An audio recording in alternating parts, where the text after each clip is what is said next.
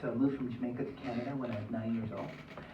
And I was alone a lot that year. And I remember I even got into trouble that year because just the loneliness of adjusting to a new place and not having any friends.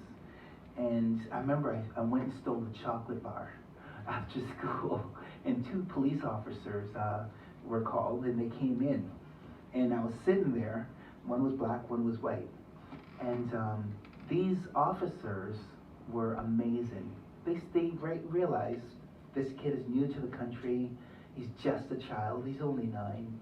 They basically showed me love and respect and made me feel like I had value.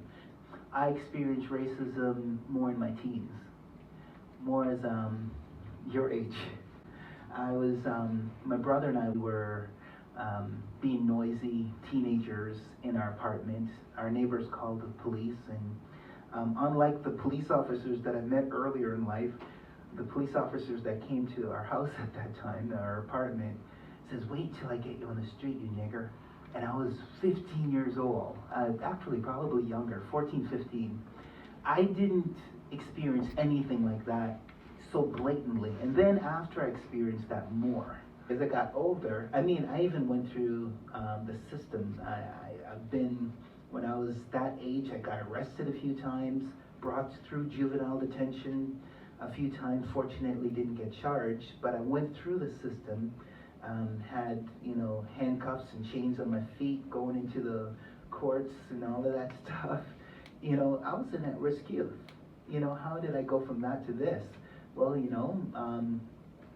everybody has value. And so that's when I experienced more racism and classism and all the isms more when I was in my teens. And eventually, as I started to really focus and my direction in life in my teens and what I wanted to accomplish, a lot of positivity came along with it. And I met some really great people, and some of my mentors became officers. I lived in New York region for a while, and the chief of police there at the time, Armand Labarge, he took me under his wing and mentored me.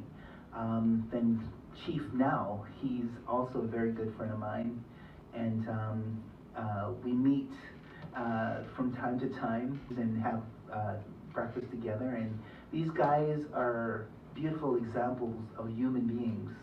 They showed me that it's just people are people.